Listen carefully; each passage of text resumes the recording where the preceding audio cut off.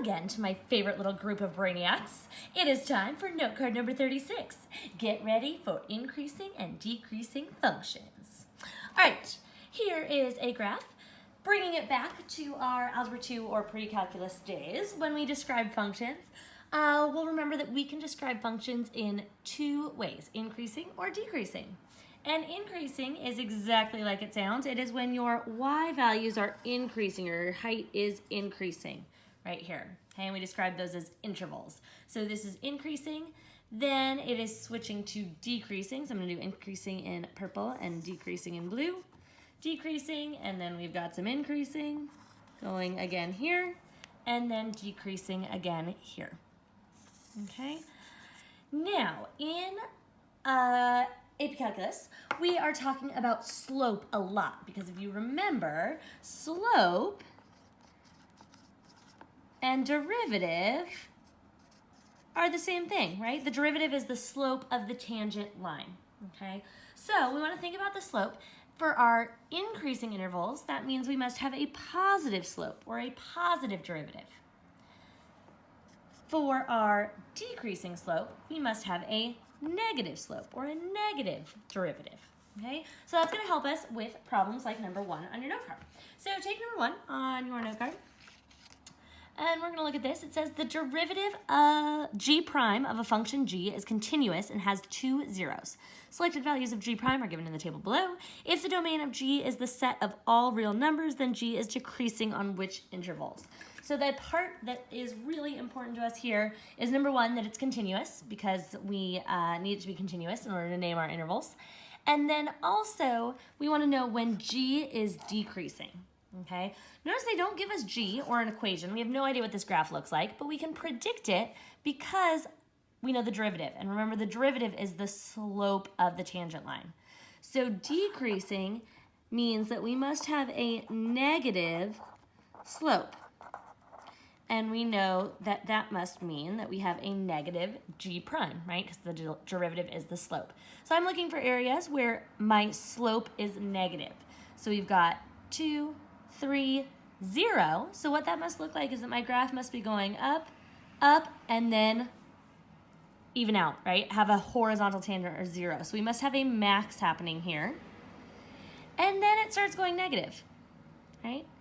So this was our slope of positive 2, slope of positive 3, and then we hit a 0. So we must have a maximum here, because then we start decreasing, right? And we decrease all the way until we have a negative slope, negative slope, negative slope. Oh, there's another critical point, right? Our critical points, remember, are places where our slope is 0. So that must be a minimum, because we're decreasing, and then look at this, it changes back to a positive slope, right? So I'm going to name my intervals, and we are going to say that g is decreasing on the intervals from, I name my intervals using my x values. So I started here is where I'm decreasing, right? So it must be from this critical point to this critical point here, okay? So we want to name it starting with our critical points. We go from -2 to 2. That includes this whole place that I am decreasing here, or have a negative slope, okay? Then for number 2, it wants us to graph. So these instructions are kind of confusing. I think that maybe we're going to get to this part later a little bit. So ignore that for now. We're just going to graph this, okay? All right, so we're going to move to our calculator here, and we are going to press y equals, because I have an equation that I want to type in. And we have got x to the 4th minus 8x squared plus 1, and then I want to view the graph of it, so I'm going to go to graph right here. And my window actually worked out pretty well for me. So if I couldn't see the minimum or maximum, I would have wanted to go to window and adjust it. I'll maybe make my Y min a little bit lower here, just so we can make sure that we can really see it, okay? So there it is. So I want to look for where it is.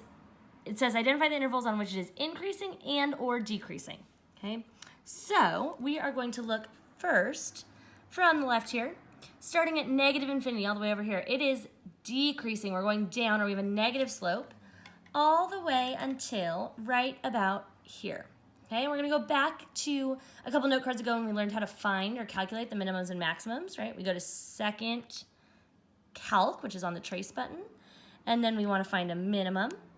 And then it asks me for left bound. Remember, we wanna just move that cursor to the left of wherever I think the minimum is, pressing that left button until we get far enough to the left and press enter. Then it asks me for right bound, which means move my little blinky cursor guy to the right of where my minimum is and click there. And then guess just means get kind of close, enter. And I name my intervals using my X's. We normally in calculus do 3 decimal places, but that's gonna round to, we have -1.999, hopefully you can see that. So then we're just gonna say to -2. So my interval is going from, we are decreasing from negative infinity to -2. Okay, then my graph from there starts to increase. So I need to find this critical point.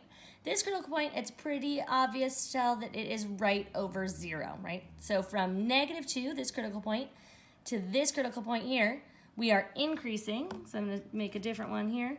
And we're going to say that from -2 to 0, we are increasing. So again, these numbers are the X values of my critical points. Okay, and they're either saying if that interval is decreasing or if it's increasing.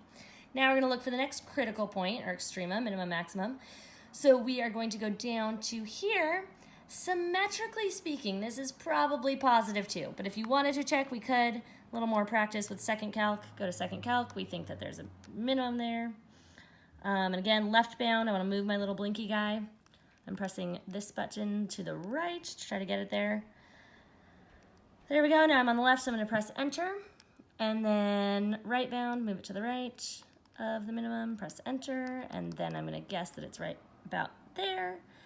And we are going to get 2.000. So our guess was correct.